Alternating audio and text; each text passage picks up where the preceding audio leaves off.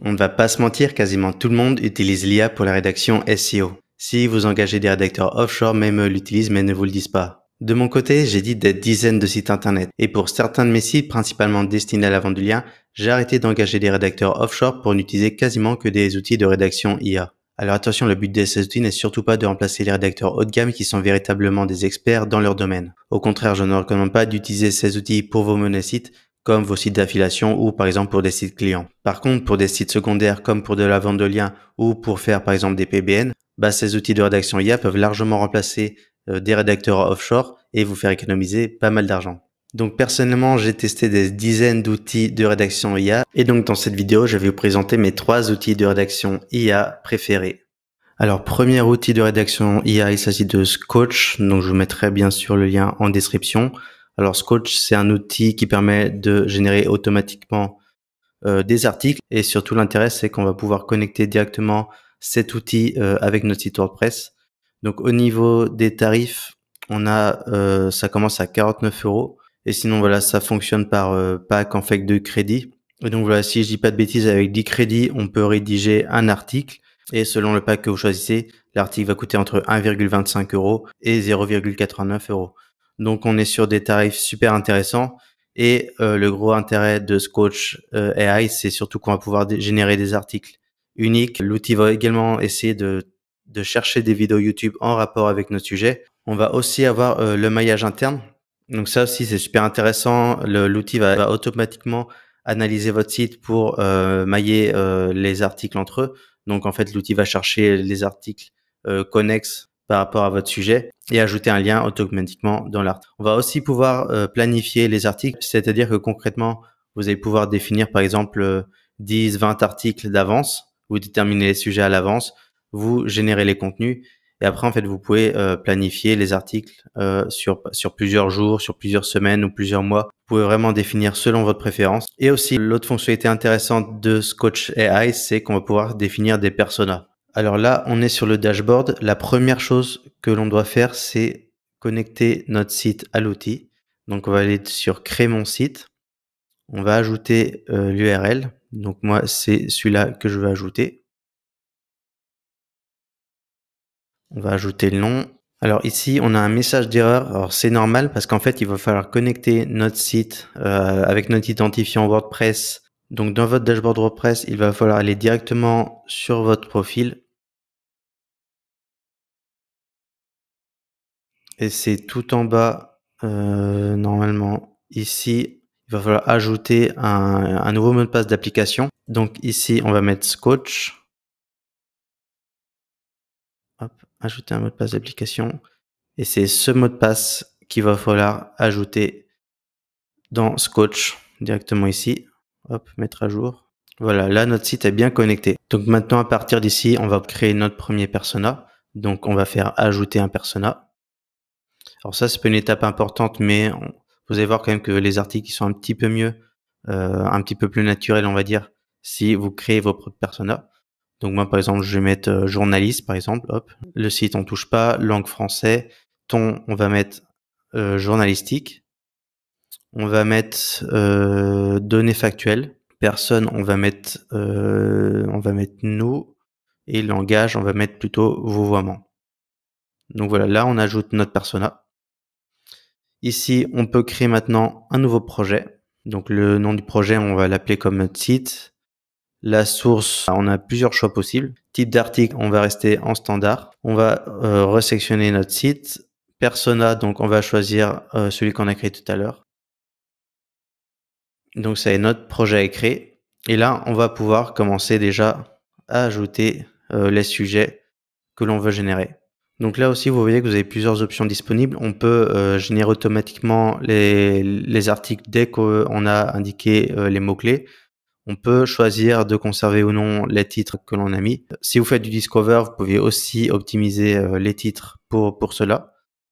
Et aussi, moi, ce que j'aime bien, c'est on a l'analyse des SERP. Donc, l'article va analyser automatiquement les pages de Google par rapport aux mots-clés et essayer de l'automatiser au maximum. Donc voilà, on va indiquer notre sujet d'article. Donc là, pour tous les articles qu'on va tester, je vais essayer de reprendre le même sujet. Donc l'idée, ça va être de comparer justement tous les outils par rapport à un même mot-clé donné. Et à la fin, on va voir en fait quel outil génère l'article le plus qualitatif et le plus naturel surtout. Donc, on va générer automatiquement. Donc là, vous voyez que Skotch est en train de générer notre article. Donc ça prend un petit peu de temps. Et d'ailleurs aussi en haut, je ne sais pas si vous avez remarqué, mais Skotch a débité 10 crédits par rapport aux 30 crédits initial. Donc comme je vous l'ai dit tout à l'heure, un article, ça correspond à 10 crédits. Donc ça y est, l'article est enfin généré. On peut déjà vérifier à quoi ressemble notre article. Donc déjà, moi je trouve que l'introduction, elle est plutôt naturelle. Après, au niveau de la structure, on voit directement qu'on a plusieurs H2, donc ça c'est bien. Et là aussi, vous voyez, ce qui est intéressant, c'est que Skotch a intégré un tableau HTML. Donc ça c'est bien parce que ça donne un côté un peu plus naturel à l'article. Et aussi, on voit que Skotch a mis plusieurs mots en gras ou en italique. Donc ça, pareil, ça permet de rendre l'article un peu plus naturel et aussi beaucoup plus lisible. Alors, autre point intéressant, comme je vous ai dit tout à l'heure, c'est qu'on peut aussi planifier les articles. Donc, si on ne veut pas planifier aujourd'hui, mais que, admettons, on veut publier pour la semaine prochaine, on peut tout à fait l'indiquer ici et on peut également choisir notre URL de publication. Donc, par exemple, on va mettre juste apprendre l'anglais seul. Donc, maintenant, on enregistre. On va revenir à notre projet. Alors pour publier, moi je trouve que par contre c'est l'inconvénient de l'outil, c'est qu'ils ont mis des icônes ici, mais c'est pas très visible, hein. Et pour publier, donc soit vous cliquez ici ou soit vous faites publier en brouillon. Donc maintenant que notre article est généré, ce qu'on va faire, c'est vérifier s'il passe le test du détecteur d'intelligence artificielle. Donc pour cela, l'outil que j'utilise, c'est lucid.ai. Je vous mettrai également le lien en description.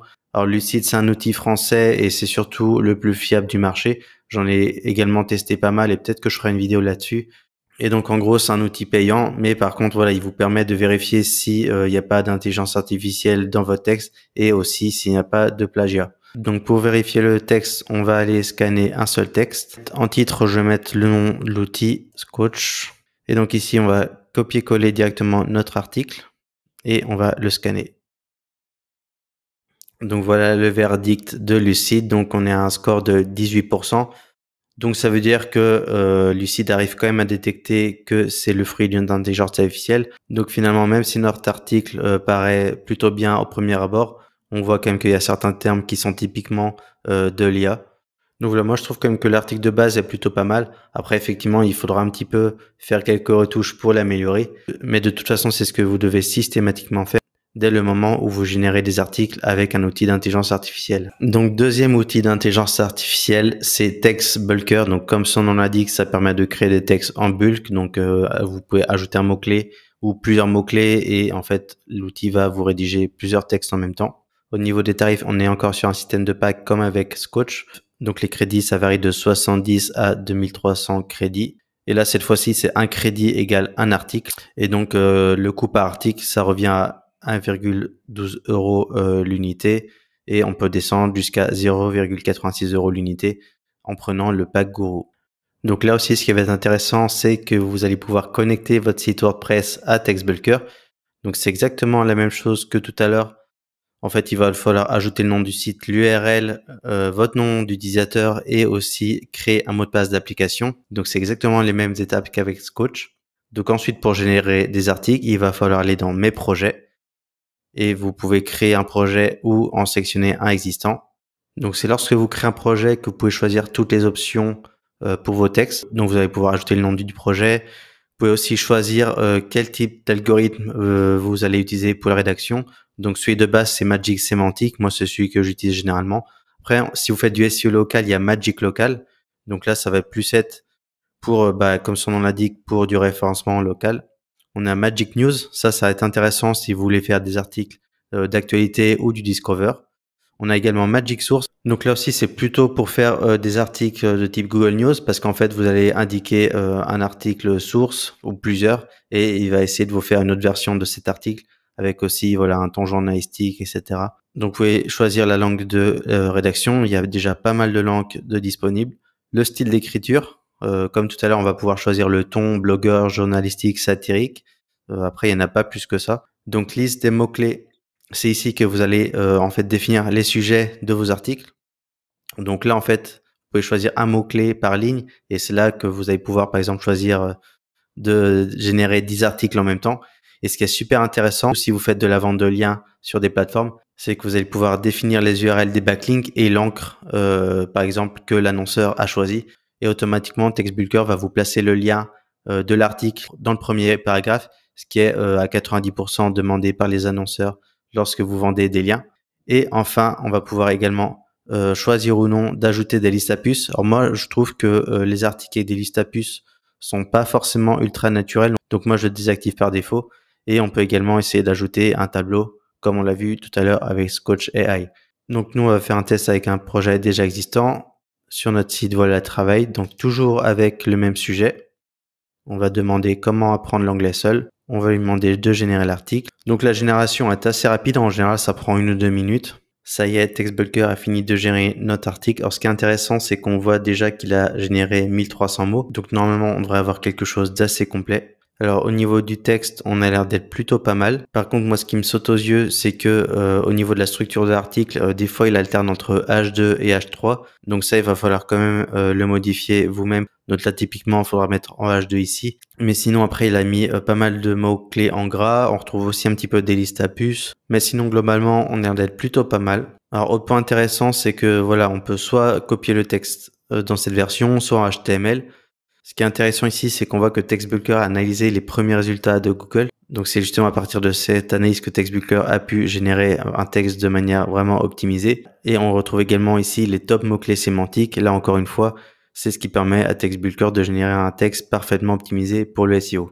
Alors si vous n'avez pas de banque d'images, vous pouvez également générer l'image avec l'intelligence artificielle en choisissant le format qui vous intéresse. Donc, mais voilà, ça coûte un petit peu de crédit, mais rien d'aberrant non plus. Donc, on demande la génération de l'image. Là aussi, ça va prendre un petit peu de temps. Donc, ça y est, notre image est générée. On a quelque chose de plutôt pas mal qui va pouvoir nous permettre d'illustrer notre article. Et comme tout à l'heure, on va vérifier si notre article est détectable ou non par un outil de détection. Donc, on copie le texte, on retourne sur Lucide, on copie-colle notre article et on va scanner. Et donc la verdict, cette fois, on est à 3% seulement. Donc là, on est clairement dans la génération par l'IA. Donc moi, là, je pense que ça vient surtout du fait que les expressions sont parfois un peu trop génériques. Il n'y a pas vraiment d'originalité. Et puis, comme on a vu tout à l'heure, on avait peut-être un problème de structuration au niveau de l'article. Donc voilà, moi, je conseille quand même TextBulker, principalement pour de la vente de liens. Mais clairement, à éviter par contre, si vous avez des monnaies sites ou des sites de clients. Alors le dernier outil de rédaction IA que je voulais vous présenter, c'est SEO Pitol. Alors SEO Pitol, c'est un outil un peu plus premium. Donc l'idée, comme les autres outils, c'est on choisit notre mot-clé. Ensuite, SEO Pitol va analyser le top 10 de la SERP et il rédige le contenu. Alors on va voir aussi là qu'il y a plusieurs paramètres qui vont être intéressants pour justement affiner le type d'article que l'on souhaite. Alors le gros avantage de SEO Pitol par rapport aux deux outils qu'on a vus tout à l'heure, c'est surtout qu'il intègre Your Text Guru. Alors si vous connaissez pas, c'est le meilleur outil SEO pour optimiser tout ce qui est sémantique au niveau de votre contenu. Donc tous les termes qu'en fait votre article doit inclure pour avoir le plus de chances de ranker sur Google. Et aussi l'autre particularité de l'outil, c'est qu'il génère des articles généralement assez longs, tout en répondant bien sûr à l'attention de recherche. Et au niveau des tarifs, alors on a deux types de forfaits. On a soit un abonnement mensuel où là on va voir des crédits, donc ça va commencer de 100 jusqu'à 250 € par mois. Donc au niveau coût par crédit, c'est celui qui est le plus intéressant. Par contre, l'inconvénient, c'est que vous devez utiliser tous vos crédits dans le mois parce que sinon après ça repart à zéro. Et sinon, si vous souhaitez pas d'abonnement, c'est tout simplement l'achat de crédit. Donc là, par contre, il n'y a pas d'abonnement. C'est vous achetez le nombre de crédits dont vous avez besoin. Et là, on a des forfaits de 150 à 375 €. Donc, ce qui revient finalement, en fait, à peu près à 3 € par contenu pour le forfait standard. Et pour le forfait Elite, on est à peu près à 1,50 €. Enfin, je ferai le calcul de toute façon à la fin en faisant un tableau récapitulatif. Donc là, on a pris nos crédits et on peut générer du contenu. Donc là, on clique sur Create an article. On indique notre mot-clé. Et si on n'a pas d'idée de sujet, on peut demander à générer un titre automatiquement. Donc voilà. Autre chose intéressante, c'est que là aussi, contrairement aux autres outils, on peut choisir d'éditer les H2 de notre texte. Alors ça, c'est bien si vous voulez vraiment affiner la structure de votre contenu, mais on peut aussi demander à l'outil de générer lui-même les H2. Par contre, ça va coûter un crédit. On peut aussi choisir le ton que l'on souhaite utiliser. On peut aussi ajouter des mots-clés que l'on veut faire apparaître dans l'article. Ajouter également des liens. Pareil, ça va être intéressant si vous voulez ajouter des liens externes ou optimiser votre maillage interne. On peut également lui demander de générer une conclusion personnalisée. Comme sur TextBulker, on va pouvoir également générer des images avec l'intelligence artificielle. Et aussi une autre fonctionnalité que j'aime bien, c'est générer des FAQ. Ça, c'est bien si vous faites des guides assez complets et ajouter une FAQ à la fin, ça permet vraiment d'élargir le champ sémantique. Et enfin, on va pouvoir ajouter des mots en gras ou en italique. Donc, on va aller au plus simple et moi, je vais juste choisir la dernière option et on va lui demander de générer notre... Donc, ça y est. Par contre, là, c'est bien, l'outil nous fait une estimation. On est entre 15 et 30 minutes, donc c'est vrai que c'est relativement assez long. Donc, finalement, ça a pris moins de temps que prévu pour générer l'article. Donc là, ce qui est bien, c'est que SEO Pitol nous fait un petit récap. On a déjà le sommaire de l'article qui a été généré. On a aussi le score de Your Test Guru qui nous donne un score de 58, donc c'est plutôt pas mal. On a également l'analyse du top 10 de Google. Et là, on retrouve directement notre article. Alors, je l'ai pas dit, mais on peut également publier directement notre article sur WordPress. Donc, ça va être plus ou moins les mêmes étapes que les autres outils qu'on a vus tout à l'heure. Au niveau de la structure, là, on voit que SEO Pitol a bien fait des H2 et des H3 séparément. Et surtout que c'est organisé de manière logique. Donc, ensuite, on a bien nos mots-clés en gras. Les paragraphes sont plutôt longs. Et à chaque fois, il a l'air d'être plutôt bien exhaustif. Là, par exemple, pour les applications d'apprentissage, il donne quand même pas mal d'exemples. Pareil pour les plateformes. Donc, au niveau qualité, je suis déjà plus satisfait que les deux outils qu'on a vus précédemment. Alors, on va quand même vérifier avec notre outil Lucid. Donc, on copie notre texte, on analyse. Donc là, on a 0%. Bon, j'avoue, je suis assez surpris parce que mine de rien, comme l'article était assez long et plutôt bien structuré. Mais après, c'est vrai qu'il faut pas se mentir, il y a quand même quelques phrases qui sonnent un petit peu intelligence artificielle. Là, on voit, même sans outil, que c'est généré avec de l'IA. Alors, pour récapituler tout ça, je vous ai fait un tableau comparatif.